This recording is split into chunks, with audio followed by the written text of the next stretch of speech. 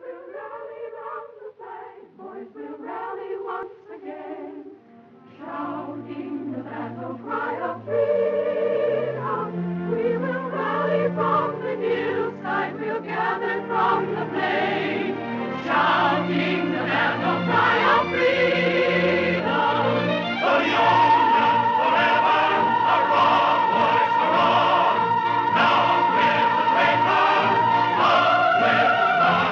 While we rally round the flag, boys rally once again, shouting the battle cry of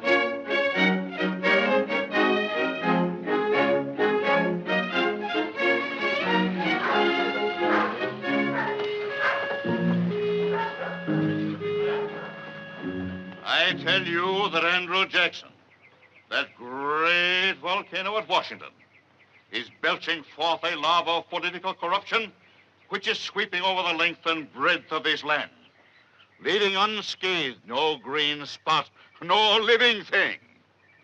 Sangamon County, take warning. Send me, John T. Stewart, back to the legislature, and I'll see that every Jackson man in office is whipped out of the place like a dog out of a meat house. And now, my friends, I bow to one of your own citizens of New Salem, who will address you further on behalf of the great and incorruptible Whig Party. God bless it.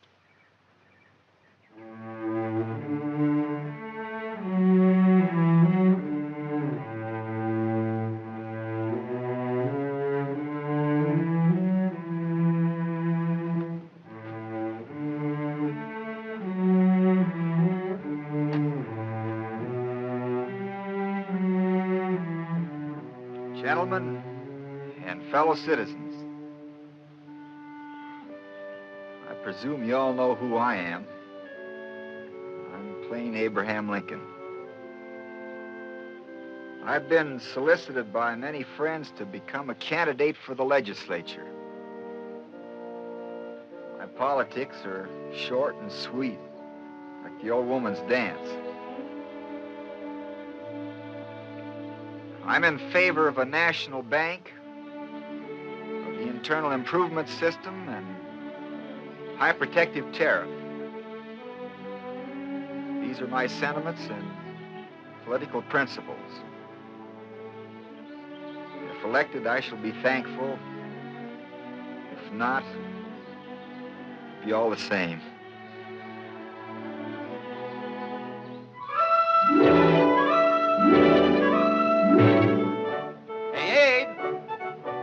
Somebody wants to do business with you.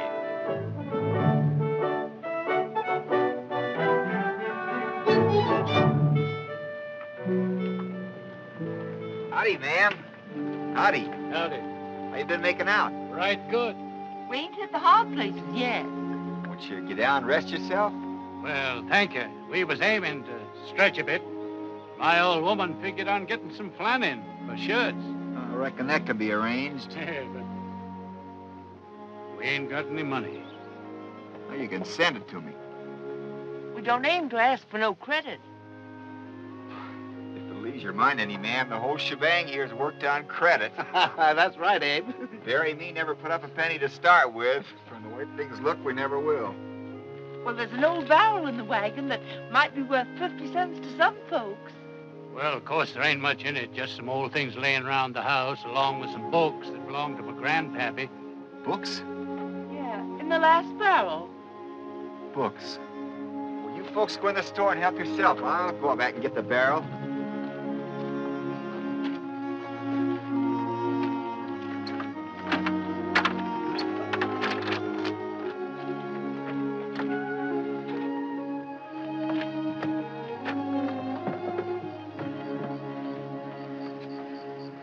Blackstone's commentaries.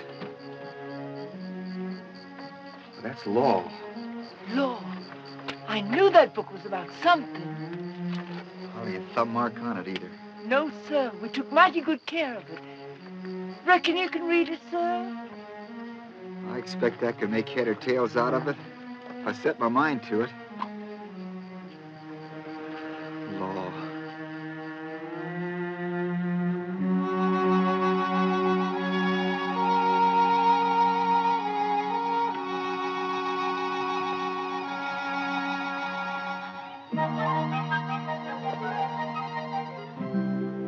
Law.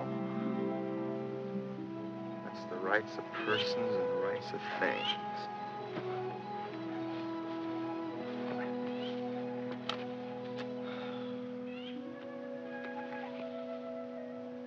The rights of life, reputation, and liberty. Rights to acquire and hold property.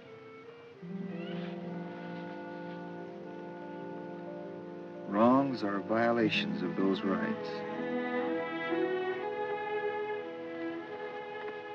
By jing, that's all there is to it. Right and wrong. Maybe I ought to begin to take this up serious. Hello, Mr. Lincoln. Abe? Hello, Ann.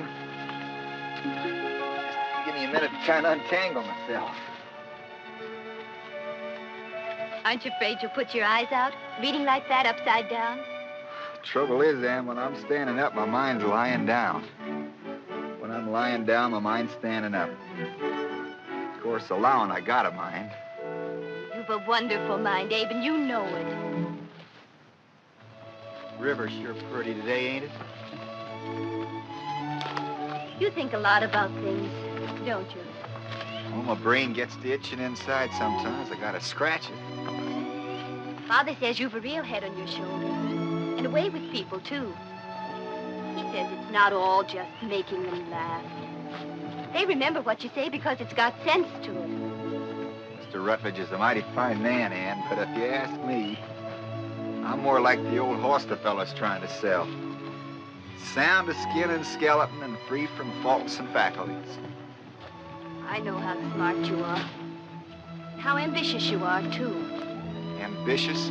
You are deep down underneath, even if you won't admit it. Gotta have education these days to get anywhere. I never went to school as much as a year in my whole life. Oh, but you've educated yourself. You've read poetry and Shakespeare and now law. I just had my heart set on your going over to Jacksonville to college when I go to the seminary there. And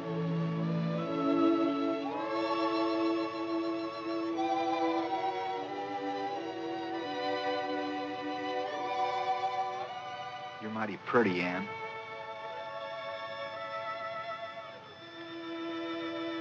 some folks I know don't like red hair. I do. Do you, Abe? I love red hair.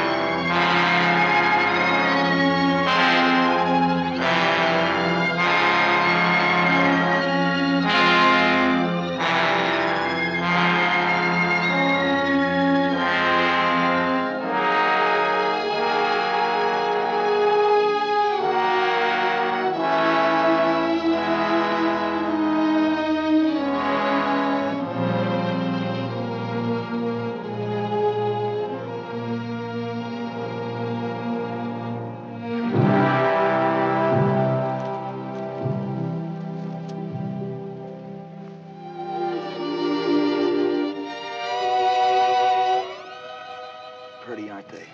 I got them at Bowling Green's place. You never saw anything like them in your life, sitting there in the snow like scared rabbits. Bet the woods are full of them, too.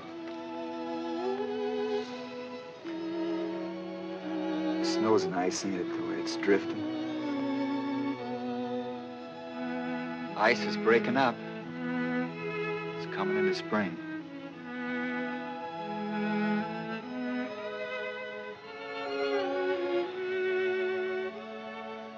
Well, Ann, I'm still up a tree. Just can't seem to make up my mind what to do. Maybe I ought to go into the law, take my chances. I admit I got kind of taste for something different than this in my mouth. Still, I don't know. I'd feel such a fool setting myself up as a no one so much. Of course, I know what you'd say. I've been hearing it every day, over and over again. Go on, Abe. Make something of yourself. You got friends, show them what you got in you. Oh, yes, I know what you'd say. But I don't know.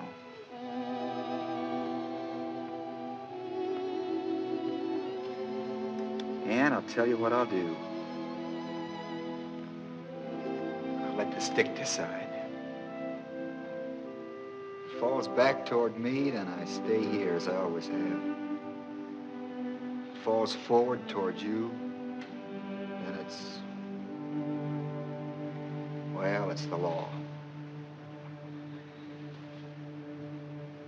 Here goes, Ann.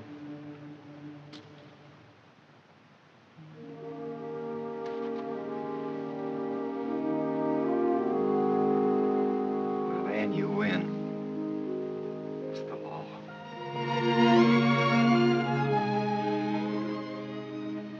Wonder if I could have tipped it your way just a little.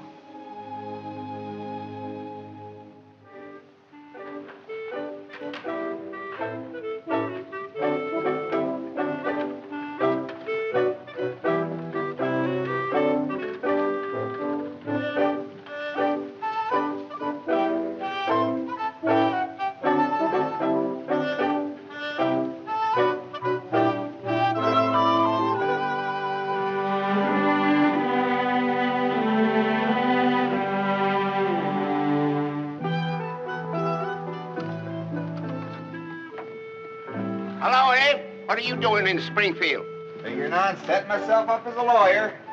What do you know about law, Abe? Not enough to hurt me.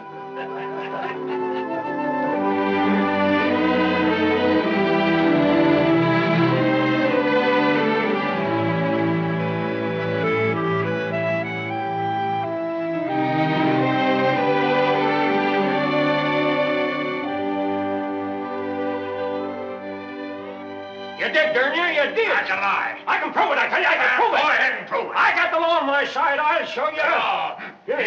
You darn thief. Gentlemen, just hold your horses and sit down.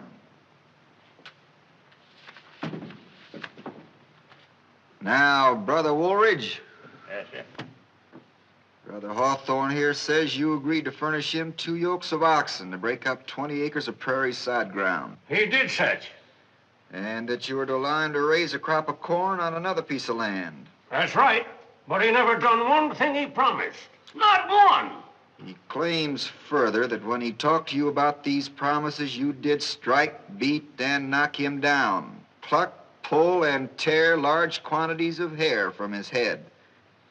And that with stick or fist, you did strike him many blows on or about the face, head, breast, back, shoulders, hips, and divers other parts of the body. And with violence did push, thrust, and gouge your fingers in his eyes. Yeah, I got witnesses to prove it. And for that, he demands $250 damages. Yes, I do. Well, Brother Woolridge, what you got to say to that? You forgot to put in there about me whopping him with a neck yoke.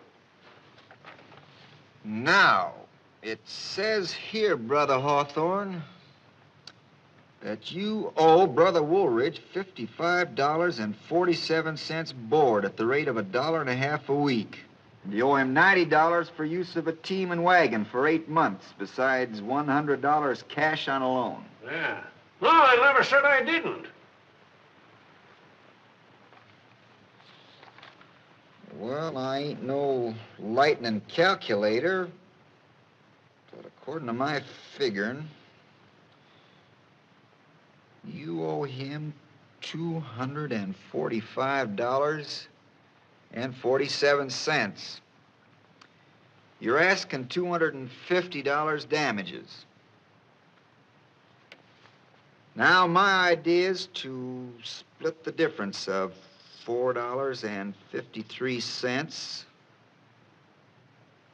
which by a strange coincidence happens to be exactly the amount of my legal fee. And the whole thing's settled. Well, what do you say? Won't do it. Me either. I'll go to law first. Gentlemen, did you ever hear about the time in the Black Hawk War when I butted two fellas' heads together and busted both of them? Well, I'm willing if he is. It ain't fair, but I'll do it just to be shut of him. Thanks, gentlemen. Well, that's going to save us all a heap of legal trouble and headaches. Well, if you just give me my and Stuart's share, I'll mosey along over and see the parade. It's going to be a heap of yelling and carrying on. It's going to be quite a pleasure to listen to. After this, yes, sirree, Bob.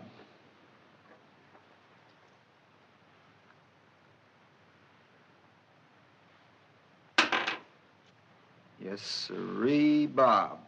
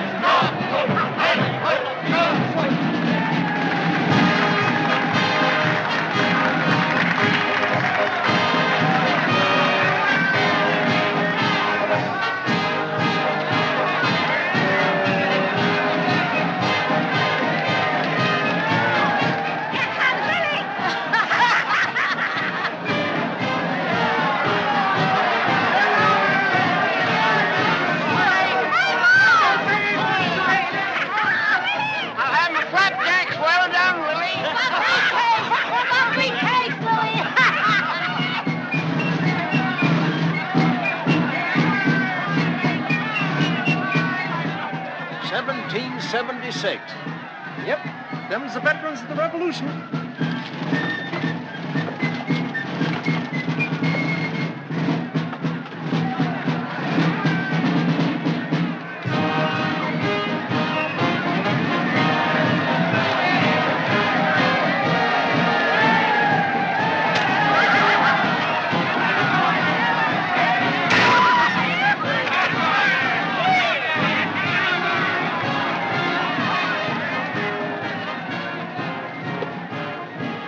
Edwards. Indian?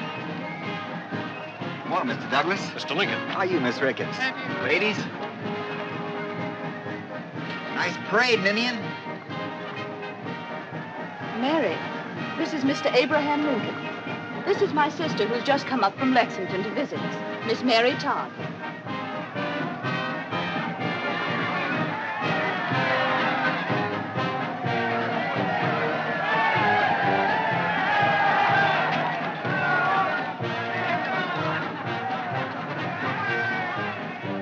Mr. Lincoln, I've been hearing some mighty fine things about you. I mustn't believe everything Douglas here says about me.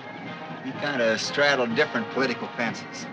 Oh, but I haven't been discussing you with any other gentlemen. My sister told me about you. You're in the legislature, aren't you? If you put that in the past tense, I'll plead guilty. I was in the legislature. Mr. Lincoln's practicing law with John Stewart, my opponent for Congress. It's a mighty flattering way he puts it, ma'am. When what I'm really doing is wearing a hole in Stewart's best rocking chair.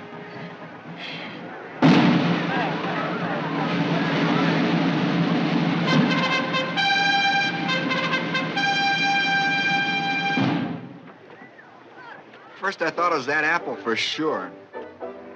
Then I sank my teeth into that peach, and I just couldn't seem to make up my mind.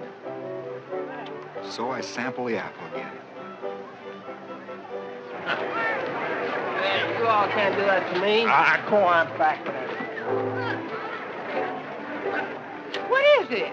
It's a pie judging contest, Ma. I should have brought one of my sweet potato pies. You sure should, Miss Clay. You'd sure win. I wish you had, Miss Clay. They're so good.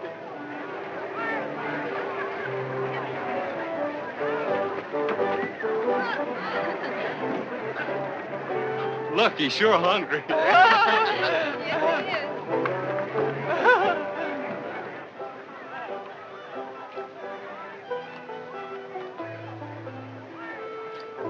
By the time I get the apple down, the peach is smelling so good, I'm sure it's the best.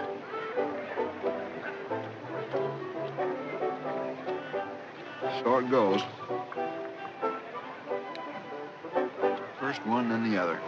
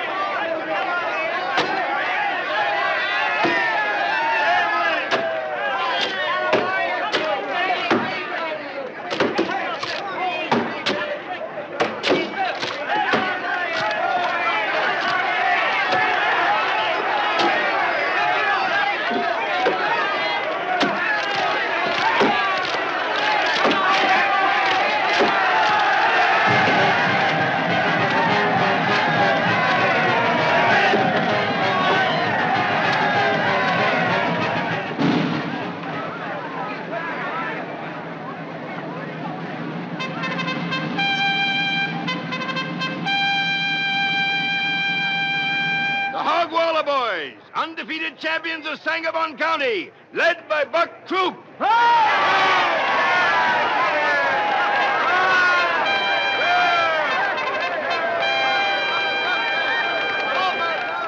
The Speed Counter Demons, led by Eve Tyler.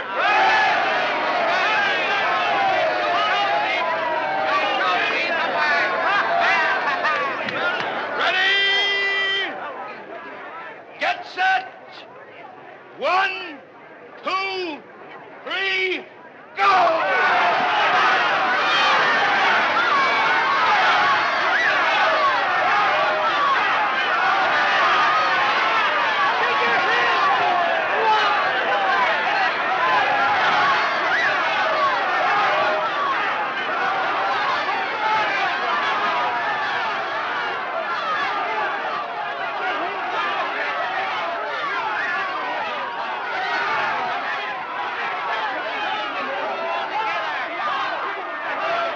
Leave my wife alone. Oh, Mary, if you ain't looking for trouble, get away from here. Adam, Matt. You better look out, Scrub. You're going to get hurt. Yeah. What are you going to use on me? Knives or pistols or your fists? We ain't bothering nobody. We're just here to have a good time, so you please to leave us alone. Come on now, Matt. Come on now, Scrub. Adam. We got plenty of Come on. time later. Bye, honey. See you later.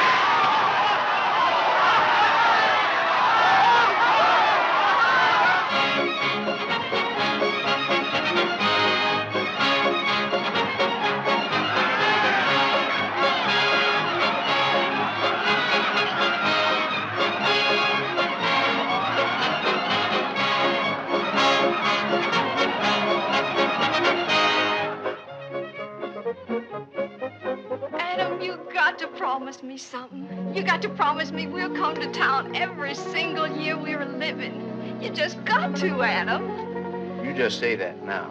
You wait till we're married and have babies to tend to. That'll be different. No, it won't neither. Matt and Sarah have a baby and they came. Yeah, but maybe we'll have lots of babies. Maybe we'll have twins. Or something. I don't care. I don't care if we have 50 babies. Oh, Adam, you got to promise me. All right, Carrie Sue, I promise. Adam, I wished we was married right now. Like Sarah and Matt. I've been meaning to talk to your family about us as soon as we get home. Did you? Did you? Honest, Adam? Oh, Adam. Adam, let's go back. Let's hurry before the light to tar bells, huh?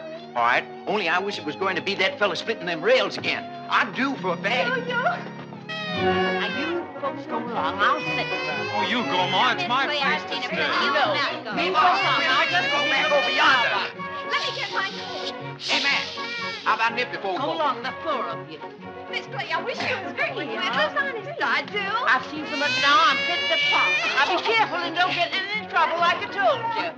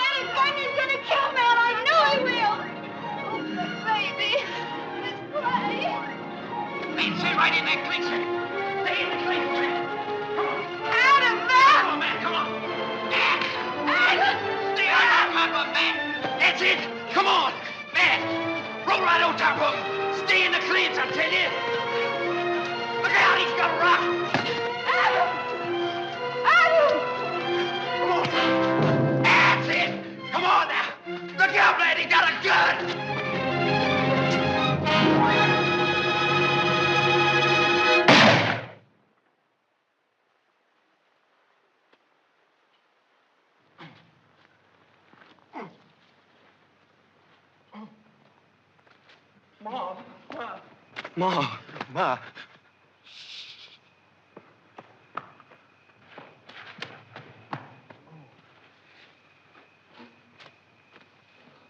Cat.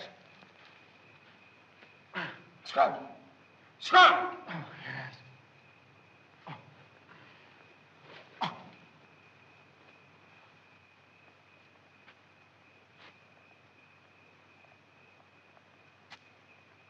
He's dead. Dead? Lord, have mercy on us. Cut right in the heart with his knife.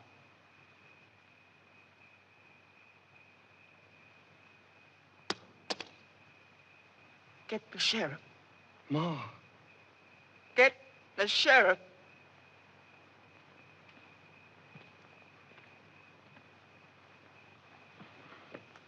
Hey! Come over here, somebody! There's been a murder! Murder! Matt! Adam! Matt! Murder! Come over here, somebody! There's been a murder!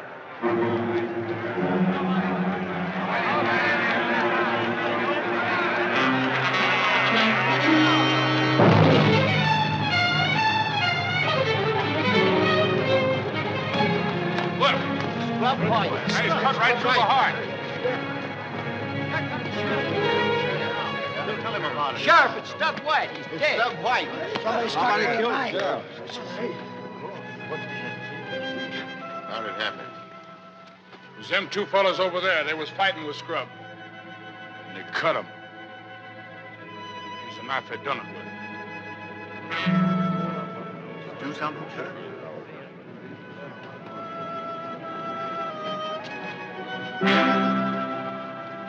Which one of you fellas this knife here belong to? Me. No, me. I want the truth now. Which one of you cut him? I did. That ain't so. I did it. I tell you, it was me. He came after me with a gun and One of you is lying. Now, which one is it? Which one is it? Anybody see it? I reckon I did. Who are you? Their mother. Well, which one was it? I ain't saying. Matt, tell him you did. Well, don't make no difference anyhow. Under the law, they're both equally guilty. Sure. Come on, you're under arrest. Farmer Cass, I appoint you temporary deputy. Help me get these fellas down to the jail. Take them out now. Adam, tell him you didn't Jim, do it. you and take care. You stay here and take care of the body and this here knife. Now, don't let nobody touch nothing till I get back.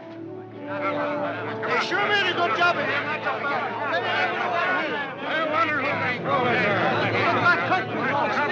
This way I never saw him around here before. I like stuff. He was mean, but I like it. Mean or not, folks ain't got no business coming to our town. Who against one? That's what I don't like. You're stabbing him right in the back, too. What they need is a little taste of the rope. Well, what are we waiting for?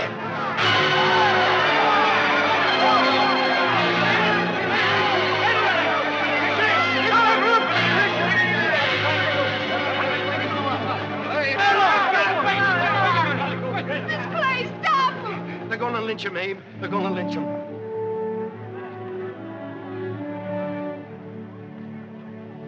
Come on, we gotta hurry. Who are you?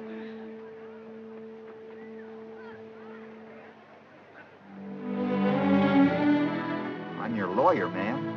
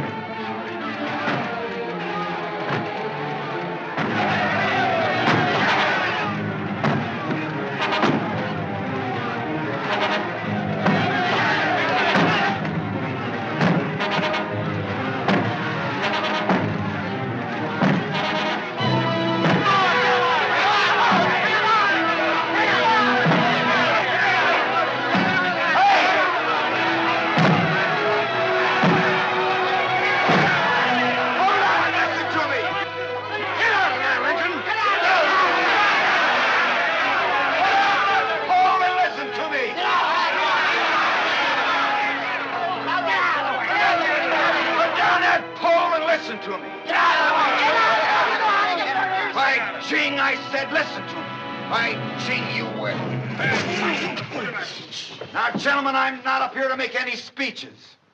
All I got to say is I can lick any man here, hands down. Come on, man! Come on! We're gonna let that man stand their way! Hold on, Buck. I thought I'd find that big mouth of yours around here telling people what to do. I'm Big Buck, all right. I'm the biggest buck in this lick. Well, come on up and whet your horns. What's the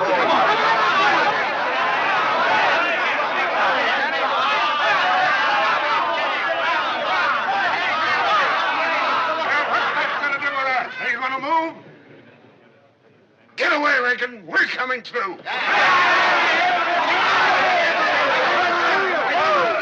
All joking aside, let's look at this matter from my side. Well, you all know I'm just a fresh lawyer trying to get ahead. But some of you boys act like you want to do me out of my first clients. I'm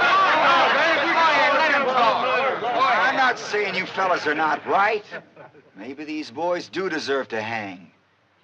But with me handling their case, don't look like you'll have much to worry about on that score. All I'm asking is to have it done with some legal pomp and show. That's all right. Absolutely right. Up on our side of it. We've gone to a heap of trouble not to have at least one hanging. Sure you have, Mac. And if these boys had more than one life, I'd say go ahead. Maybe a little hanging mightn't do them any harm. But the sort of hanging you boys would give them would be so permanent.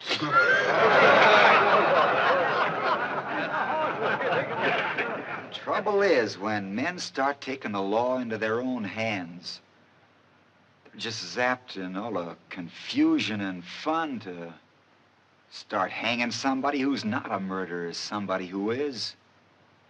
And the next thing you know, they're hanging one another just for fun.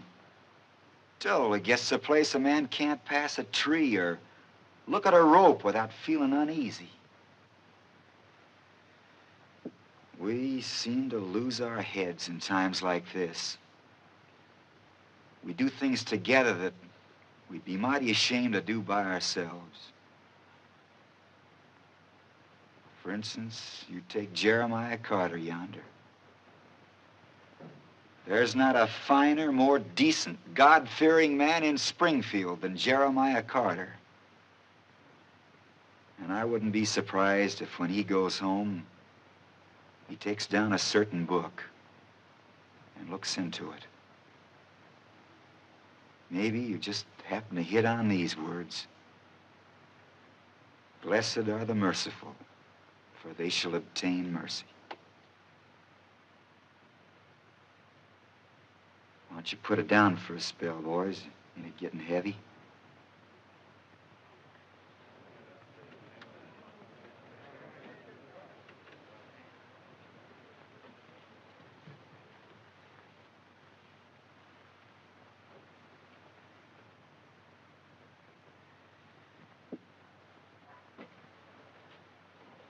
That's all I've got to say, friends.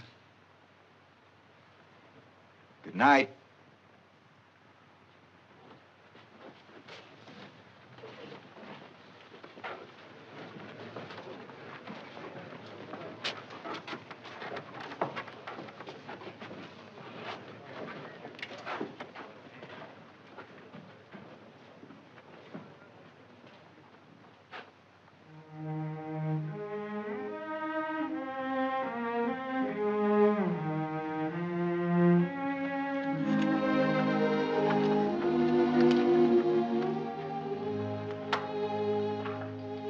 Nice pair of mules you got here, ma'am. Well gentled. You won't let nothing happen to Adam and Matt. Don't you worry about a thing. I'll keep my eye on them, all right? Matt, he don't eat much at all, but Adam's just a boy. He's sure to get hungry. Well, they'll get plenty with a sheriff's wife in the kitchen. I ain't one to talk much, but after what you've done for us tonight... No. Save your thanks.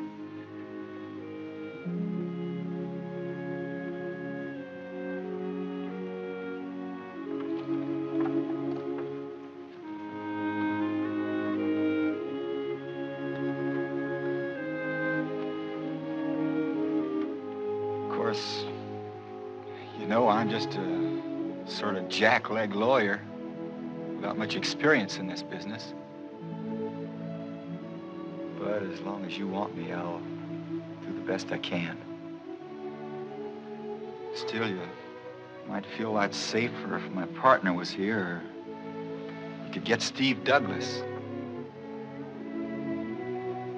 We don't know nothing about lawyers or that kind of thing. Well, at any rate, I'll drop around in the morning and have a little talk with the boys.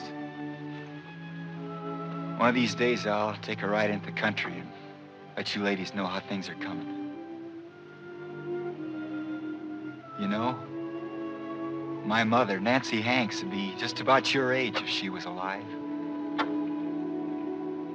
Got an idea she'd be a whole lot like you, too. A whole lot like you. Well, goodbye, ma'am. Watch out for the ruts. Get along, mule. Get in.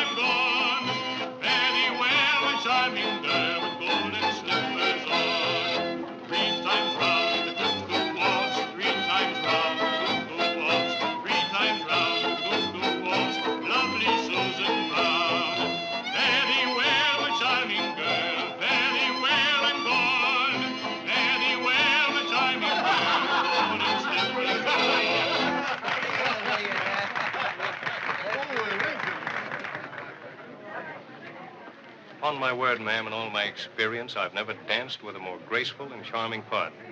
Thank you so much. I'm awfully glad you don't share Mr. Lincoln's aversion to feminine society. Well, Mr. Lincoln's a great storyteller. Like all such actors, he revels in boisterous applause. And yet Ninian says it was his wit that saved those two wretched boys. Oh, yes, unquestionably, he has ability in handling an unthinking mob.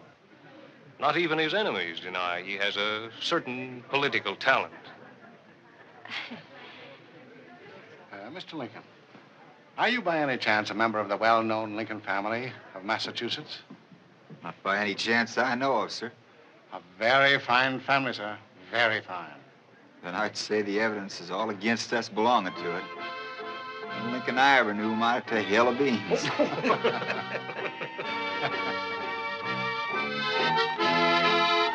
Mr. Lincoln, in the part of the South I come from, it's customary for a gentleman to ask a visiting lady to dance. Wouldn't you care to ask me?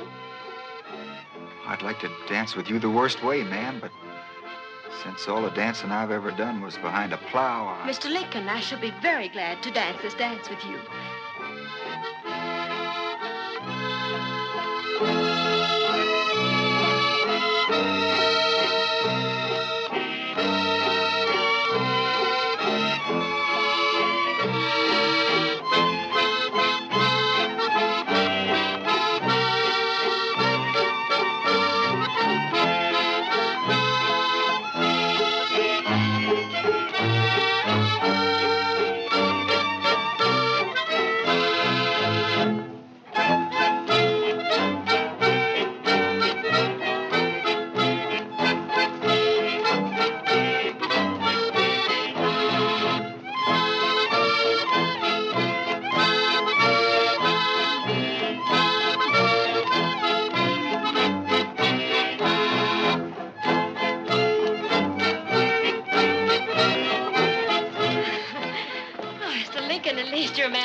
You said you wanted to dance with me the worst way, and I must say you've kept your word. This is the worst way I've ever seen. I warned you, ma'am. Should we go outside and talk instead of dancing, Mr. Lincoln? I'd be delighted, ma'am.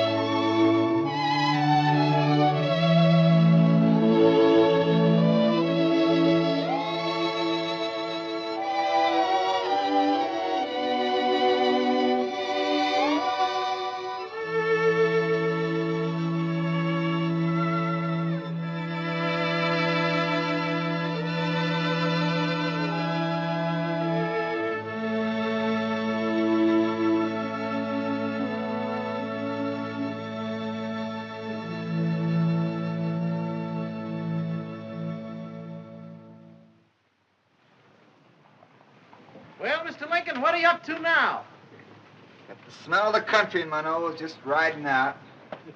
If a client comes by, Abe, where'll we tell him you're at? In my office, of course. Where is your office, Abe? In my hat.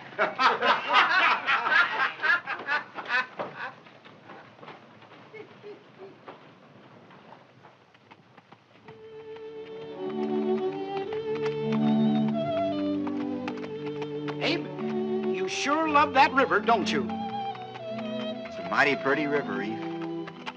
Never saw a man like you look at a river like you do. Folks would think it was a pretty woman or something, the way you carry on.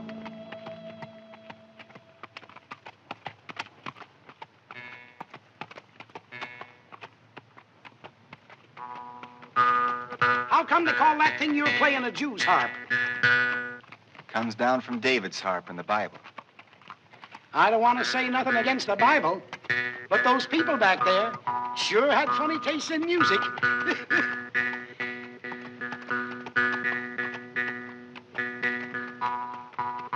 What's that tune you're playing? Don't know. Catchy, though.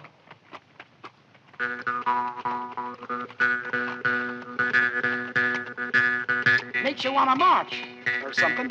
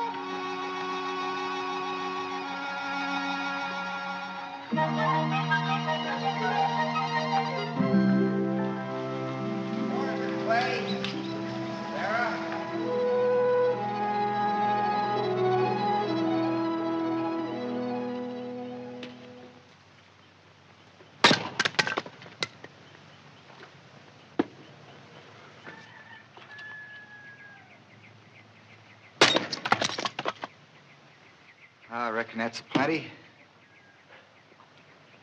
People used to say I could sink an axe deeper than anybody they ever saw.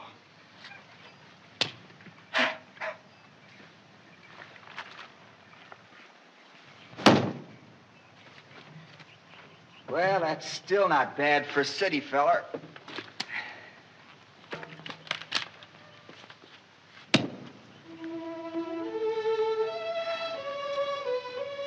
This house certainly takes me back to the time when I was just a little old shirt-tail boy in Kentucky. Our place is just about this size, too. One window, I remember, and dirt floor. Some wild crabapple trees out in the front yard.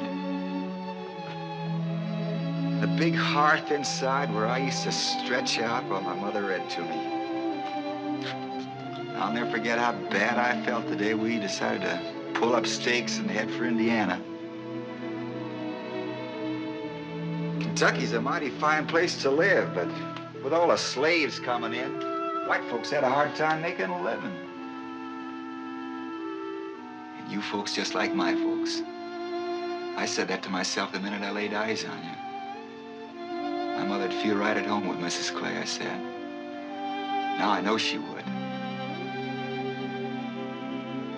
Sarah, I bet you didn't know I had a sister once, just about your age.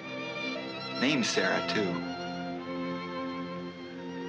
Only she died when her baby was born.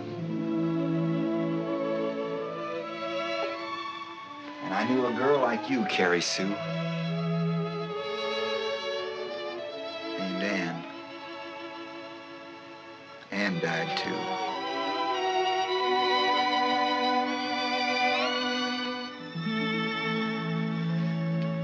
Well, finished reading your letters yet? I read mine by myself, too. I never learned to read yet. I thought maybe you'd read it to me. Why, certainly. I'll be glad to.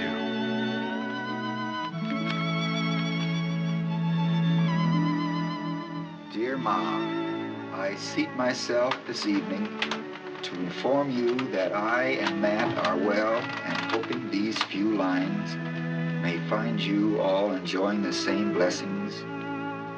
We had turnip greens and pork chops for supper, but oh me, nobody can cook turnip greens like you, Ma. Matt always says nobody can cook turnip greens better than me.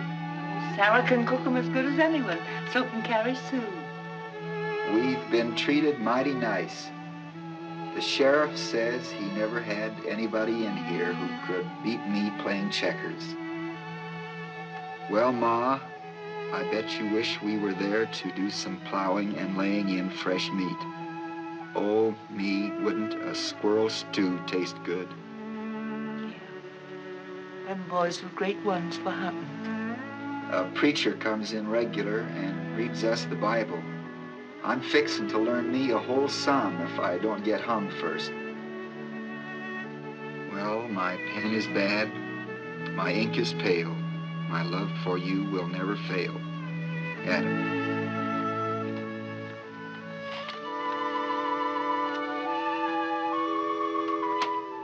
Sarah, do you suppose you've got an extra piece of paper in the house? I want to make some notes while I'm talking to your mother. We ain't got any paper that I know of. But we got a new almanac. Reckon you could write on it? Almanac? Why, yes, it's just a thing. Carrie Sue, my mouth's beginning to water for some of those turnip greens. Honest? You think there's anything you can do about that? Yeah, Sarah and me will fix some together.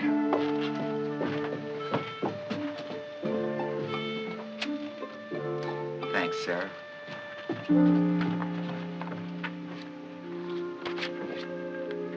Now then, suppose you tell me something about the boys. Well, there ain't very much to tell. Your husband, he died? Yeah, somewhere after we got here. We just finished building the house. It's a fine house, all right. Not a nail in it. No, he was mighty good with his hands. He was killed by a drunk Indian. It was long round sundown. I was just coming back from milking. Adam was clearing out the timber, and Matt was down with a fever. That Adam, I bet he knew what to do with an axe. Yeah, he takes after his father. Matt was always the puny one. Why, once when he was a baby, I held him for 2 days while he was burning up with lung sickness.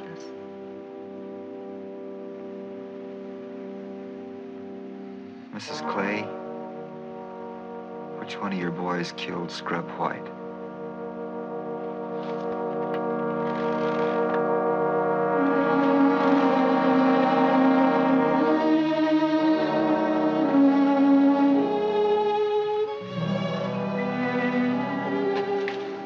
I can't tell you. I just can't. But I'm your lawyer. You can trust me. I don't want to scare you, but we've got an awful fight on our hands. I gotta know what I'm doing. I can't. Be just like choosing between them. What do you suppose made them both say they'd done it?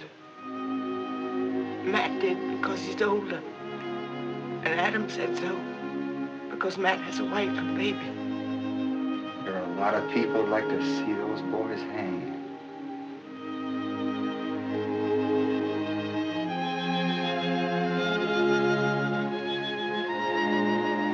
I know, but I just can't. Pack of witnesses. A lot of mighty fine lawyers on the other side. It ain't no use. I can't.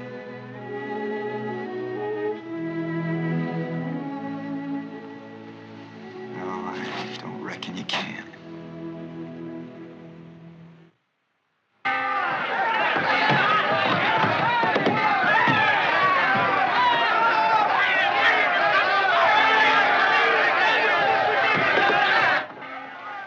Better take him in the back door, Sheriff.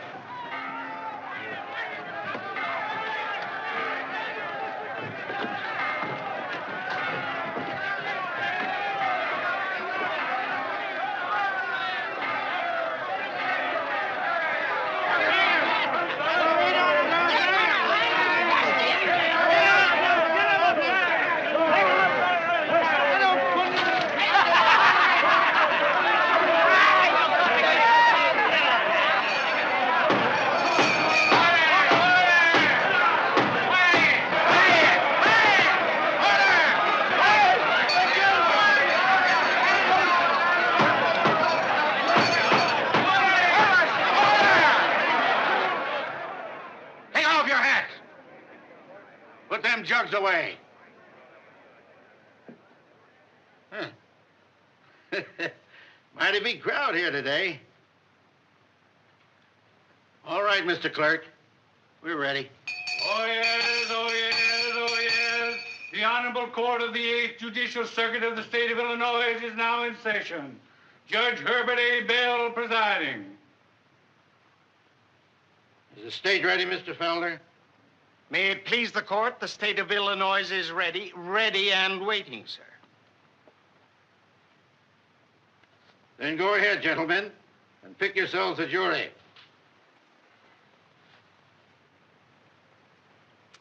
So your name's Bill Killian. Yes, sir. You don't like my clients, do you, Bill? No, sir, I don't. Well, tell me this.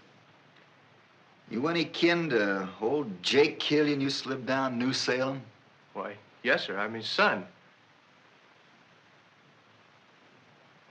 Well, Bill, if you take after your dad, you're a smart boy. And an honest one, too. Reckon he's all right with us, Your Honor.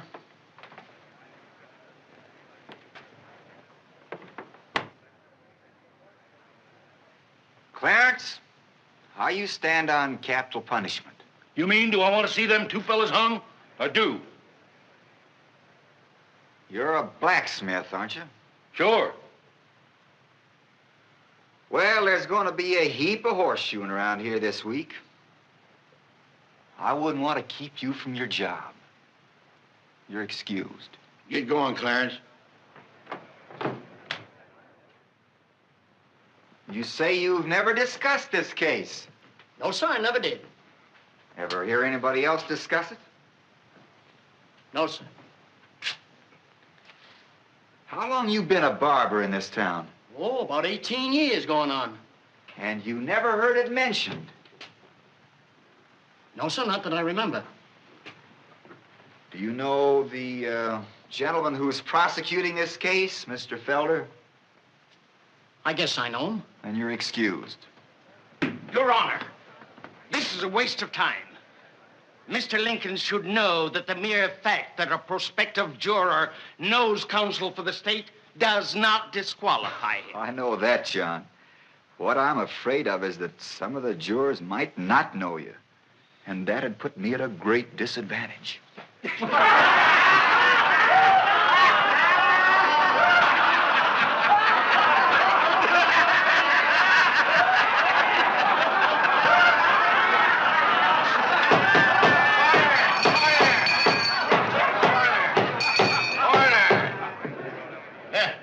Hit you then, John. Sam Boone. Sam Boone.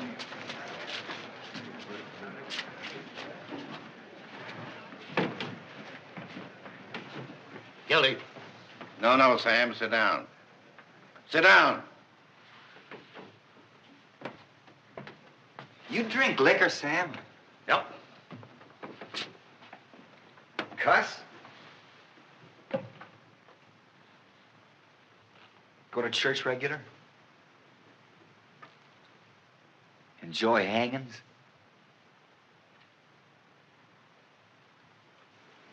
Got a job? Just like to loaf, huh? You ever tell a lie?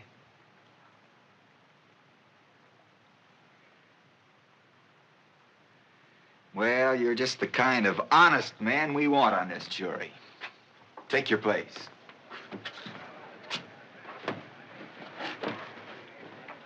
All right, Mr. Prosecutor, your move.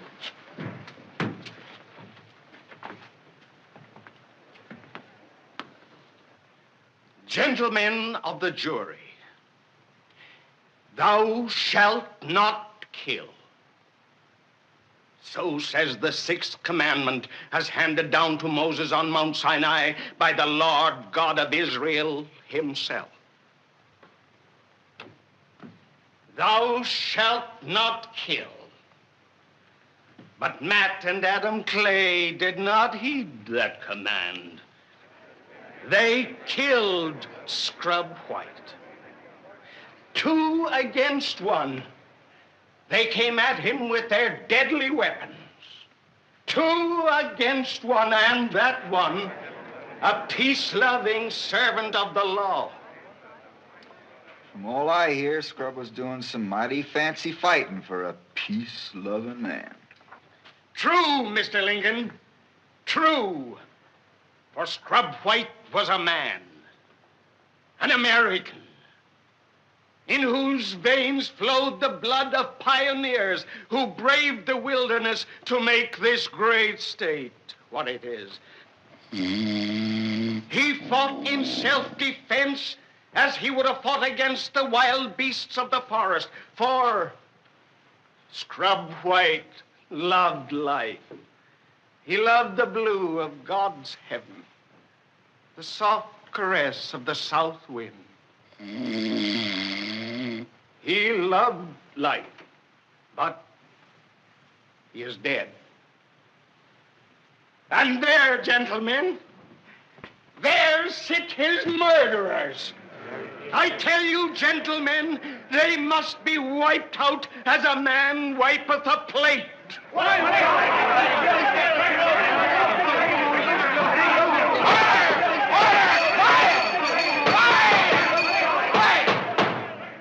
Come, men.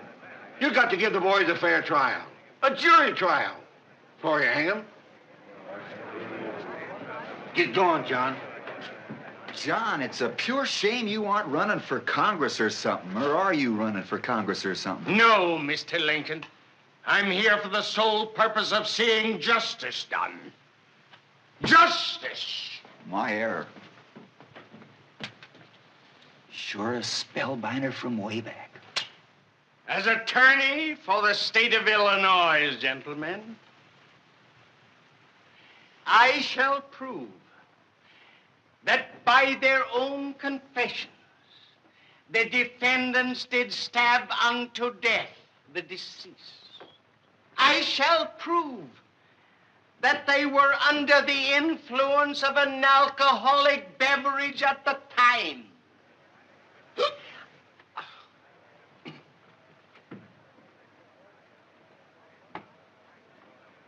And when I have proven these facts, gentlemen, I expect you as 12 loyal, intelligent, red-blooded citizens to find Adam and Matt Clay guilty of murder.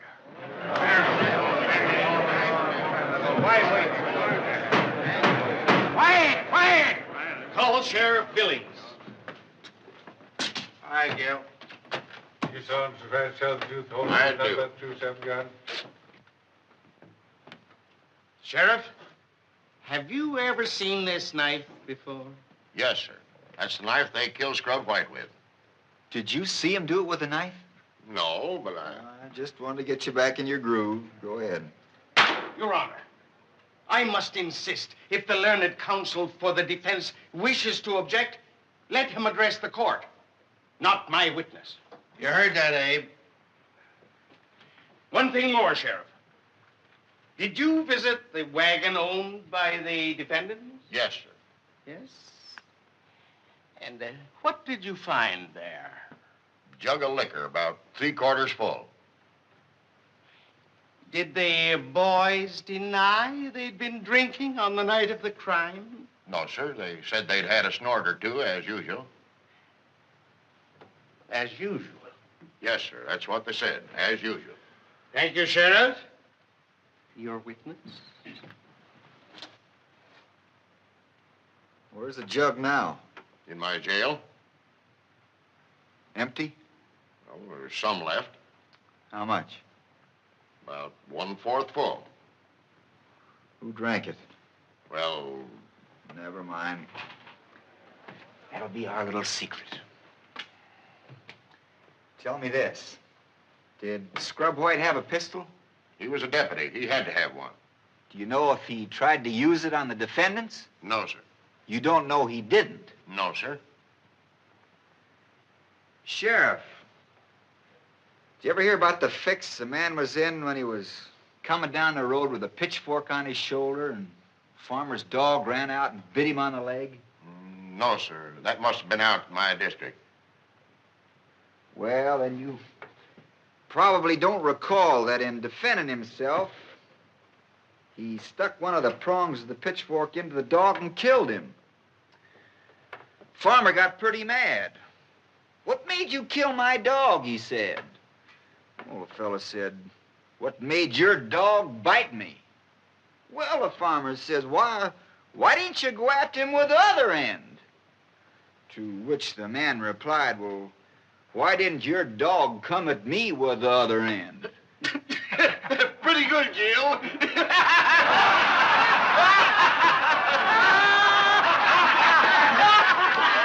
Hey, tell him what about the mule.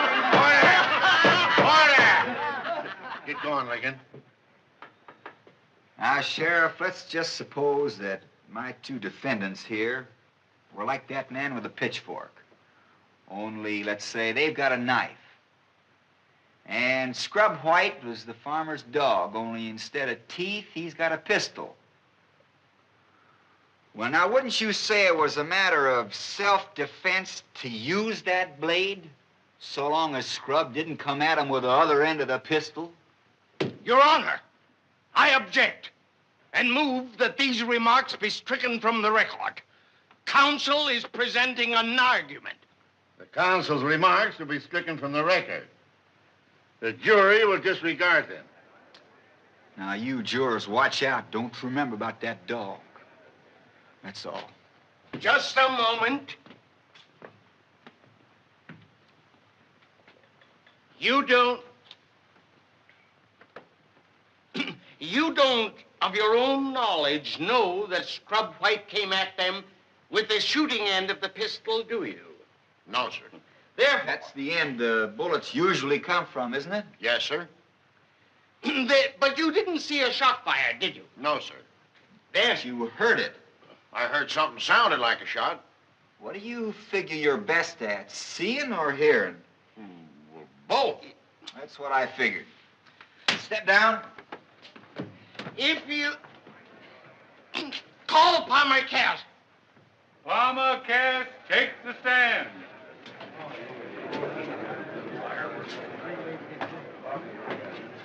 Do you solemnly swear to tell the truth, the whole truth, and nothing but the truth, so help you God? I do.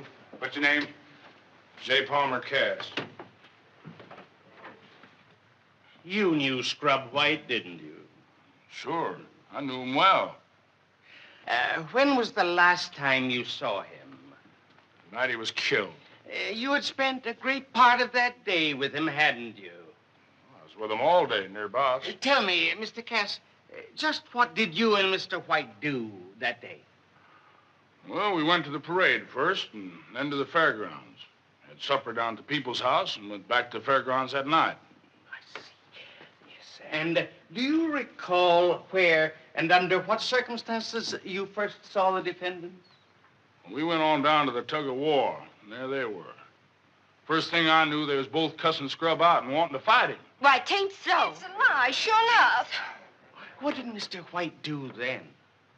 Well, he just laughed some more and asked him what they wanted to fight him with, knives, pistols, or fists. And how did he ask that? Jokingly? Well, sure, he was laughing all the time. And that night, Mr. Cass, just before the killing, tell the jury what happened then. Well, Scrub and me had a little argument, and he went off by himself. The next thing I knew, I heard a shot. You heard a shot. Yeah. I run down there as fast as I could, but by the time I got there, Scrub was laying on the ground, and them two fellas was standing over me. And the knife was on the ground between the defendants? Yeah? And where was Mr. White's pistol? Well, it was in his holster. It went off then while he was trying to get it out of his holster. Yeah, I guess it did, yeah. Thank you. You're a witness?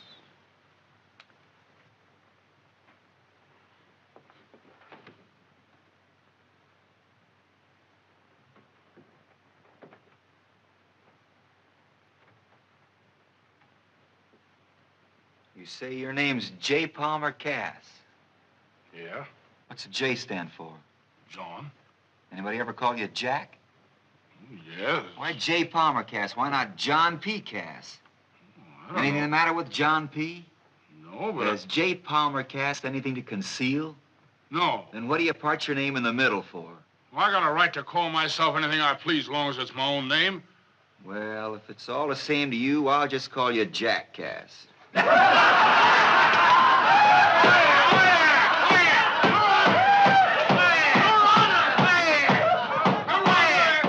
I object to this ridiculous line of questioning. Mr. Lincoln's clownishness may win him a laugh from his friends, but I assure him his entire game of buffoonery is lost on this intelligent jury. Stick to the point, Mr. Lincoln. I'll do my best, Your Honor. Well, J. Palmer Cass, you say you and Scrub White had a little argument. Yeah. Jackass. I just got it.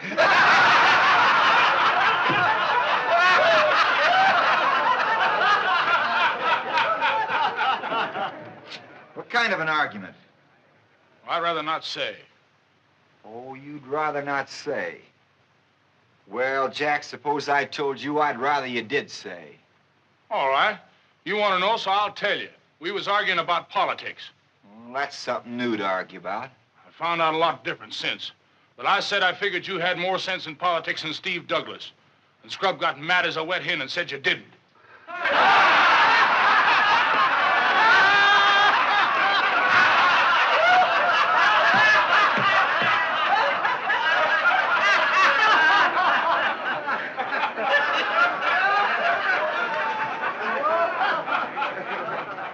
Well, Mr. Cass, I reckon we can let all you said go in till we've heard from my side.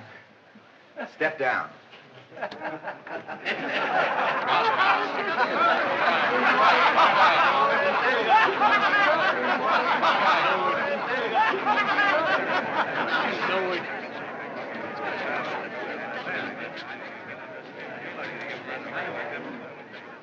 May it please the court.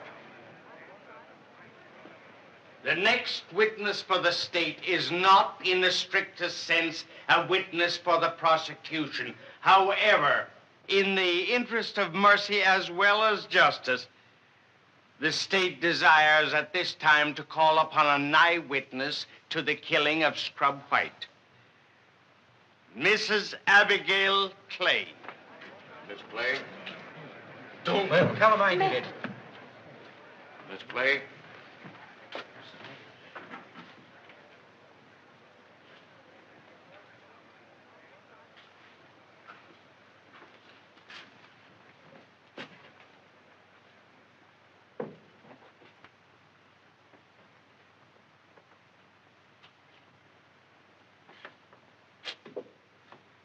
You solemnly swear to tell the truth, the whole truth, and nothing but the truth, so help you God? Bible. Say I do. I do. Take a stand.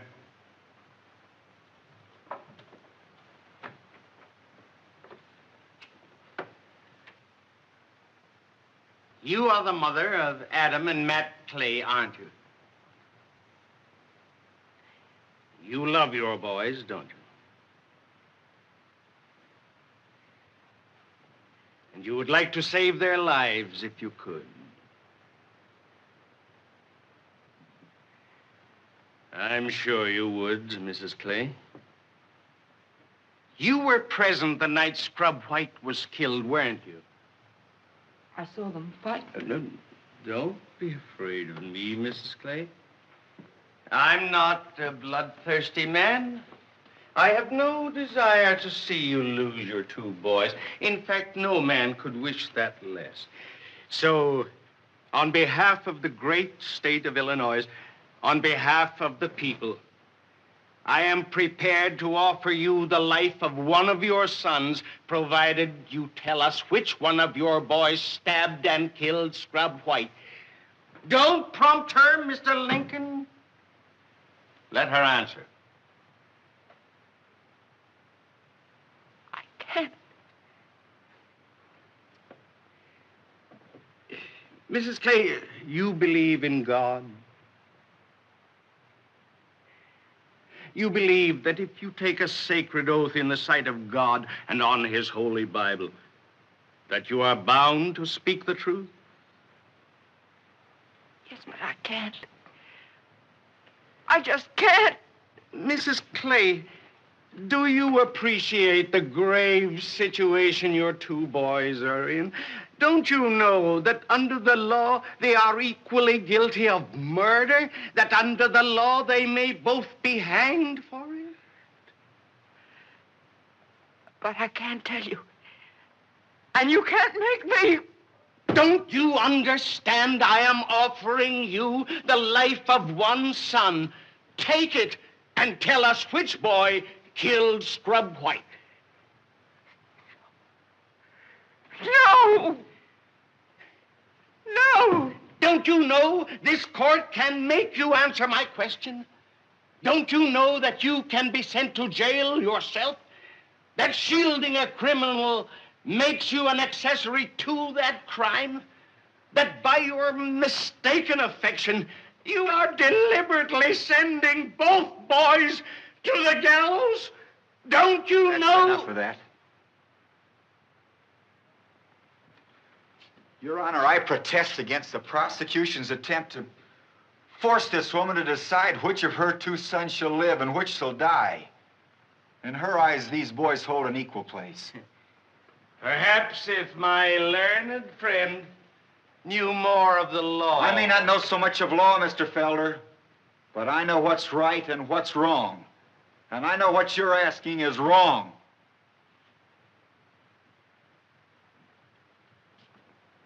Put yourself in this woman's place, Your Honor. Can you truthfully say you'd do differently? But look at her. She's just a simple, ordinary countrywoman. She can't even write her own name. Yet has she no feelings? No heart? I've seen Abigail Clay exactly 3 times in my life, gentlemen. And yet I know everything there is to know about her. I know her because I've seen hundreds of women just like her, working in the fields, kitchens, hovering over some sick and helpless child. Women who say little but do much, who ask for nothing and give all. And I tell you that such a woman will never answer the question that's been put to her here. Never. I'd rather, Mrs. Clay, see you lose both your boys than to see you break your heart trying to save one at the expense of the other.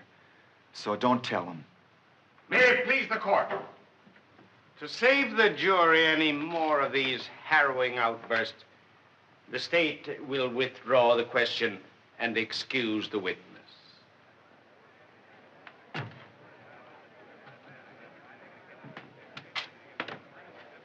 No doubt Mr. Lincoln will be glad to hear that she was not the only eyewitness to the murder of Scrub White. Recall Palmer Cass to the stand.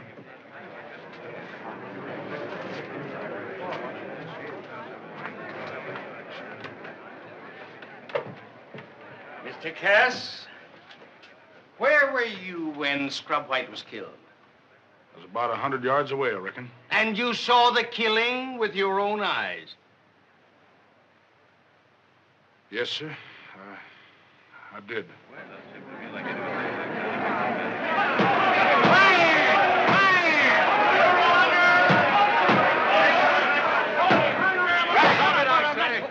Why didn't you tell us this before? Nobody asked me. Have you told anybody else about this? No, sir. Why not? Well, I just didn't want to help get nobody hung, that's all. And that was your only reason, this natural reluctance against being a party to any man's hanging? Yes, sir. Why do you tell us now? Well, I just begin to realize that if I don't tell, maybe both of them will get hung. Mr. Cass, how could you see so clearly from a distance of 100 yards at 11 o'clock at night? It was moon bright. Moon bright? Yes, sir. Then you clearly saw which boy pulled the knife.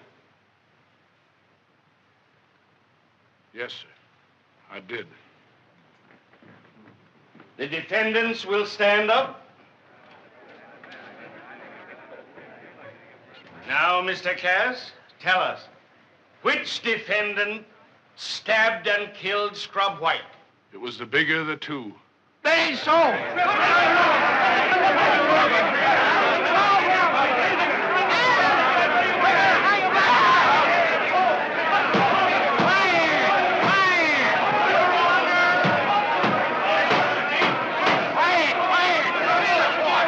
Clear the court. Your Honor, the state rests its case. Quiet! Quiet! This court is adjourned tomorrow morning at 9 o'clock. Sheriff, take the prisoners away.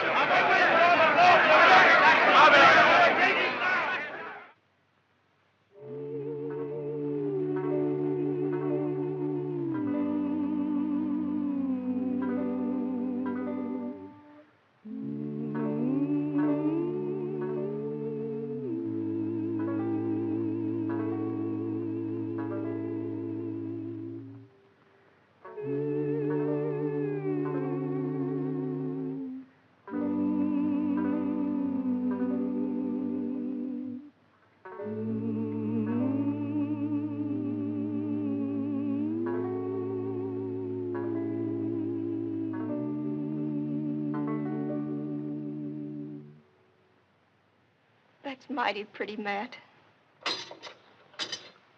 Sorry, folks, you'll have to leave now. We've all got a long, hard day ahead of us tomorrow.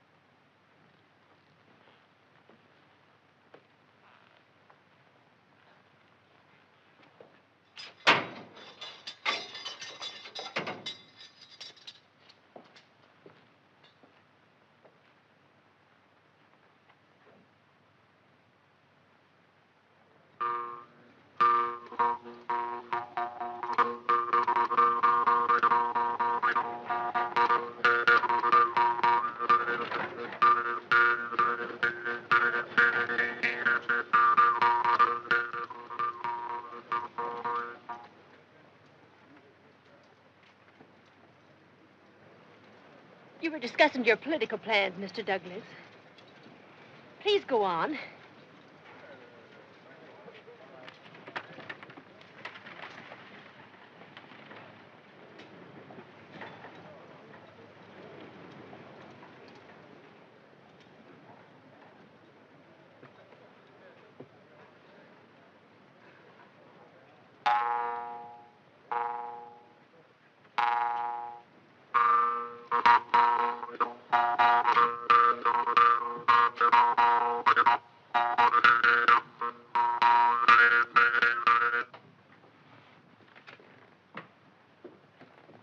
Good evening, Judge. Doggone it. Lincoln, this is against all my principles, but I want to talk to you as an older man. Go ahead, Judge. I'm listening. What I mean to say, blame it, is, don't you think you want to have some older lawyer with more experience to help you out tomorrow? Are you suggesting that I retire, Judge, or just take a back seat? I'm suggesting, that is, if you want me to, I'll speak to Mr. Douglas and get him to act in a sort of advisory capacity. I'm sorry, Judge, but I'm just not the sort of fellow can swap horses in the middle of a stream. Then at least change your plea. Accept sentence for your guilty client, and I'll guarantee the state will be lenient with the other. Well, that's a mighty tempting offer. Mighty tempting, but I'm afraid it can't be done. You see, I promised those folks I'd stick with the game till the last available card was played. But, man, you'll send both defendants to the gallows, as surely as the moon sets. Maybe. But that's the way it's got to be. Good evening, Judge.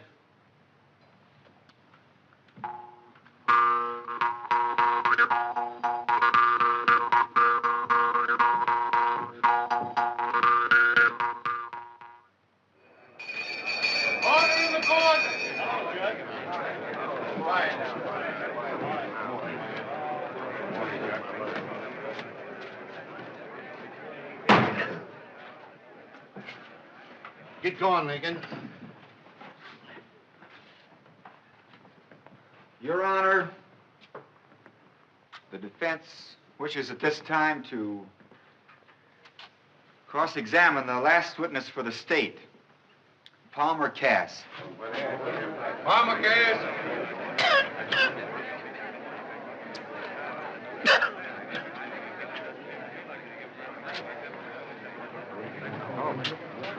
Going with him for? What's he calling him back for?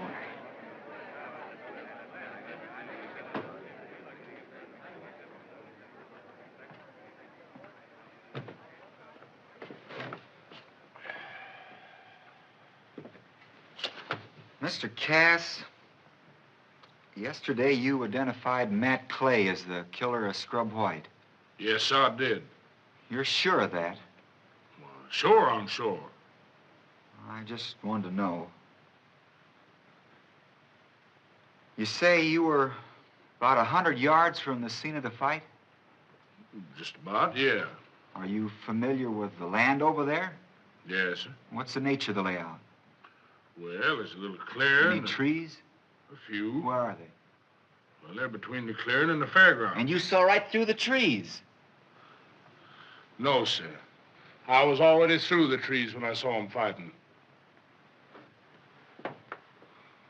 Oh, I see.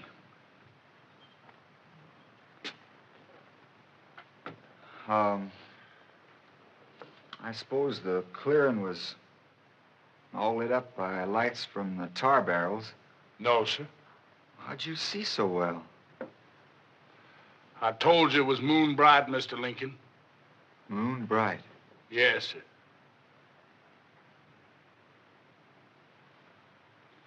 Of course, if it hadn't been moon bright, you couldn't have seen 100 yards, could you? Of course not. But you did see it. I told you I saw it, didn't I? What's he driving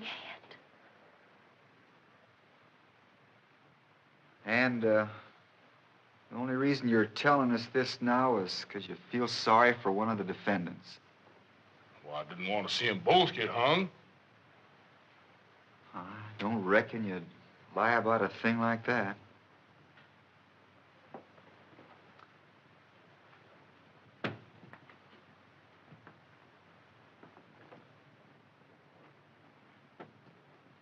You can step down. No further questions, Your Honor.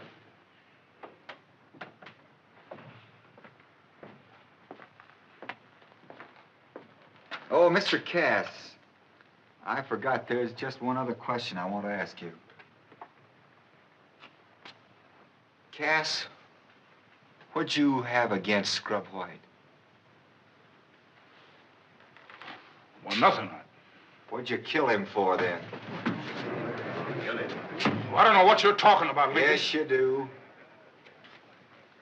Look at this. Go on, look at it. It's the Farmer's Almanac. Go ahead, look at it. Look at page 12. You see what it says about the moon? That the moon was only in its first quarter that night and set at 10:21, 40 minutes before the killing took place. So, you see, it couldn't have been moon bright, could it? You lied, didn't you, Cass? And you weren't trying to save these boys' necks, were you? You were trying to save your own, weren't you? Well, come on, weren't you? No. Well, then what'd you lie for? I didn't lie. Oh, yes, you did. It's as plain as a nose on your face, but why? Why did you lie about the moonlight? I don't know what you're talking about, Lincoln. I'll tell you what I'm talking about. You lied because you had a fight with Scrub White, but it wasn't about politics. You never mentioned politics. That was your first lie, wasn't it? It was politics, no, I tell you. You it were was. fighting about something else. Maybe it was money. No. Maybe you owed him money, or maybe he owed you some, or maybe he was getting a little graft here and there, and you wanted to get in on it. That ain't true. Maybe it was some girl. No, that ain't right. Well, what was it? It was one of those things. No. Something made you want to get rid of Scrub. Well, you're crazy. Scrub was my friend. Maybe. Just the same, you lied. Now, why? Come on, tell us. Why did you say you saw what happened when you didn't see? What? Well, I'll tell you what happened. You heard a row, and you saw the fight start, and you come running, and you saw that Scrub was still living. And right there on the ground, you saw the knife that Matt had dropped. And you bent over him and you picked up the knife. And your body hid what you were doing. No. And you stabbed him. No, I didn't. You stabbed him in the back and killed him. And these two boys, Matt and Adam, they each knew that he didn't do it. Therefore, each thought the other did it. And their mother, she saw the knife in Matt's hand, but she couldn't say so without putting a rope around his neck. And you killed him. No. And you lied. And your lie tripped you up. No.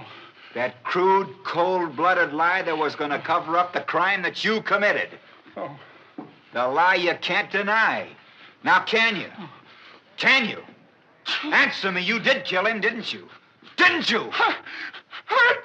I didn't mean to kill him.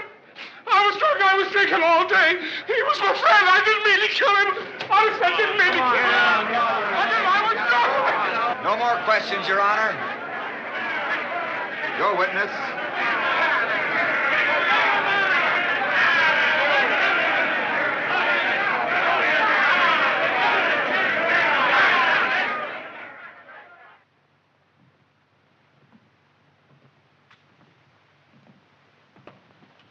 Mr. Lincoln, I'm so glad you won.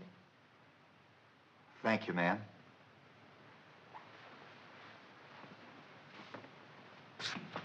Mr. Lincoln, my congratulations. Thank you, Mr. Douglas. Yesterday, I made some remarks about you that I now publicly retract. Furthermore, I give you my sincere promise never to make the mistake of underrating you again. Well, Steve, I don't reckon either of us better underrate each other from here in. Good day. Hurry up, Abe. The crowd's waiting.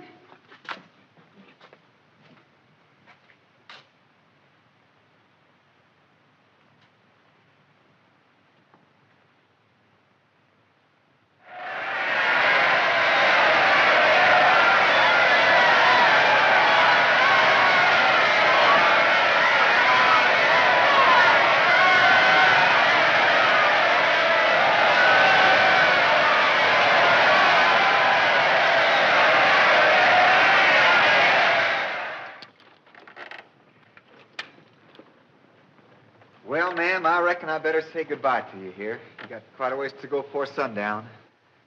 Goodbye, sir. Goodbye, Mr. Lincoln. Bye. We ain't got very much. But after all you've done for us,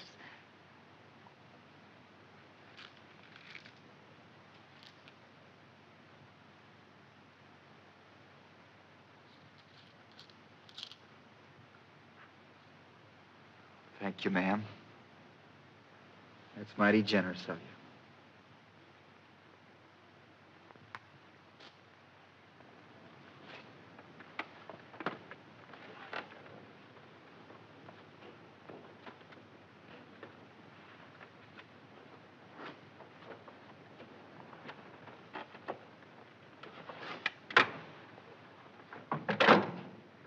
Watch out for the ruts, ma'am.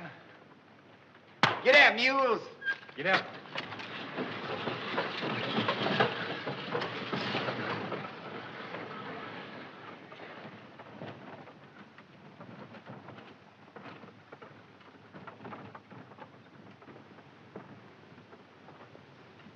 I reckon I'd just about die if I didn't kiss you, Mr. Lincoln.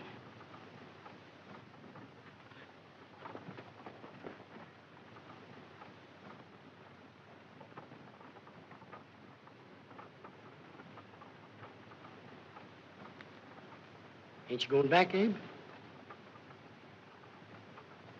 No, I think I might go on a piece. Maybe to the top of that hill.